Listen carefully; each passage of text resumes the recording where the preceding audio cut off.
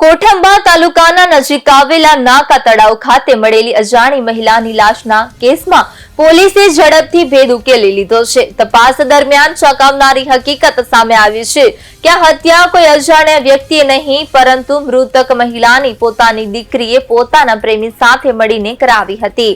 માહિતી મુજબ દીકરીનો કમલેશભાઈ સાથે પ્રેમ સંબંધ હતો, પરંતુ મૃતક માતાએ દીકરીના લગ્ન અન્ય સ્થળે નક્કી કરી દીધા હતા, જે દીકરીને મંજૂર નહોતા।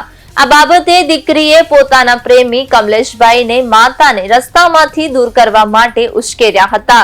આ પછી કમલેશભાઈએ પોતાના મિત્રો અને મૃતકના ઓળખીતાઓ સાથે મળી ગુનાહિત કાવતરું રચ્યું હતું। રાત્રિના સમયે મૃતકને બાજરીના ખેતરમાં બોલાવીને તેની હત્યા કરવામાં આવી। ત્યારબાદ પુરાવા નષ્ટ કરવા માટે મૃતદેહને કમલપુરના નાકા તળાવમાં ફેંકી દેવામાં આવ્યો। પોલીસે ટેકનિકલ સર્વેલન્સ અને હ્યુમન સોર્સની મદદથી આ કેસને ગણતરીના કલાકોમાં જ ઉકેલી નાખ્યો છે। આ કામગીરી કોઠંબા પોલીસ સ્ટેશનના પીઆઈ તથા પીએસઆઈ અને ઉચ્ચ અધિકારીઓના માર્ગદર્શન હેઠળ ડીવાયએસપી કમલેશ વસાવાએ સફળતાપૂર્વક પૂર્ણ કરી હતી।